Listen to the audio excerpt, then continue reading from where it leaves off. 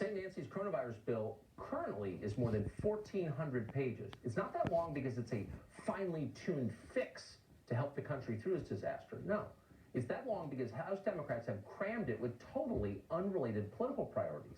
Identity politics, stoking racial division as usual, global warming, open borders. You should read it. Here's just some of what you'll find if you do. The bill would require every corporation that receives coronavirus aid to have officers and a budget dedicated to diversity and inclusion initiatives for a minimum of 5 years after they get the money, because that is going to keep America healthy and prosperous, just like it has. More bean counters making sure you're the right color before they give you a job. Okay. Companies would also have to produce elaborate racial reports for the government listing the skin color and the sex of their officers and boards of directors. They have to prove they give enough money to firms owned by women and non-whites, and of course, how much they spend on diversity initiatives. In all, this bill uses the words diverse or diversity more than 60 times. What does it have to do with a pandemic that might kill you? Not one thing. It's just more ugly race politics, the kind they specialize in. Democrats think that's much more important right now. And then it gets worse than that. The bill allocates $300 million for hiring experts to manage coronavirus preparation and response. Those are critical jobs. But instead of looking for the most qualified people in a time of national emergency, and that's the only criterion that should matter in the least right now, period, are you qualified? Instead of that, the bill orders that employees be chosen on the basis of their race and disability status. This is insanity. It's dangerous insanity. Who cares what color your scientists are? But it goes on. The bill would mandate that all 50 states have an early voter period as well as same-day voter registration. Why? Because Democrats believe those changes would give them an electoral advantage. The bill would expand collective bargaining rights for federal employees. That's likely the group least threatened by the effect of coronavirus. But, and this is the real point though, they're the most faithful Democratic voting bloc, so they're in the bill. On matters of policy, the bill doesn't even try. Should the airlines get a federal bailout? That's an actual question. You could take either side. Democrats don't really dwell on it in this bill. It's too serious for them.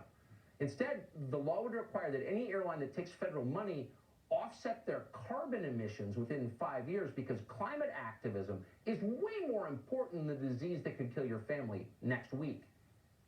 And then there's this. The House version of the bill includes special provisions, for real, to protect foreign nationals working here in the U.S.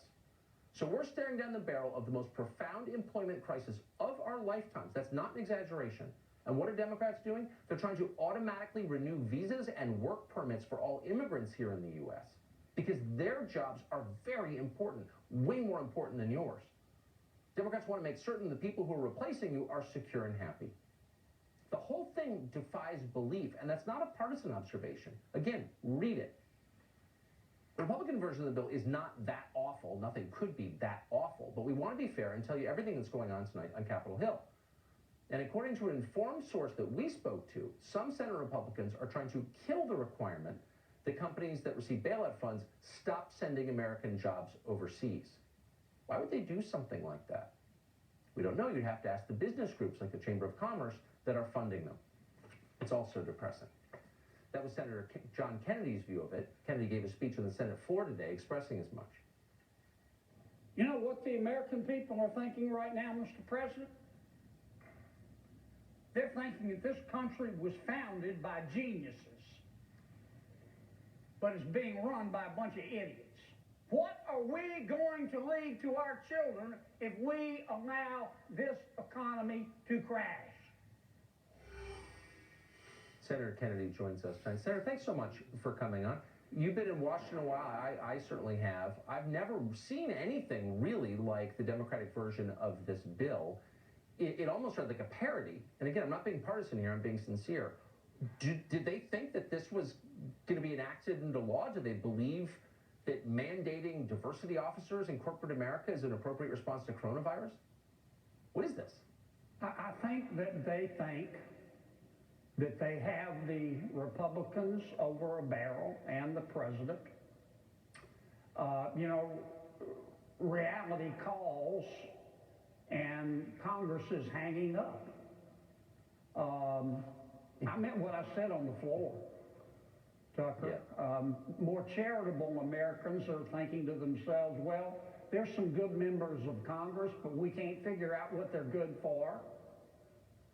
less charitable Americans are saying, you know, how did these morons make it through the birth canal? I mean, people are losing their jobs. They're losing their savings. They're losing their 401k.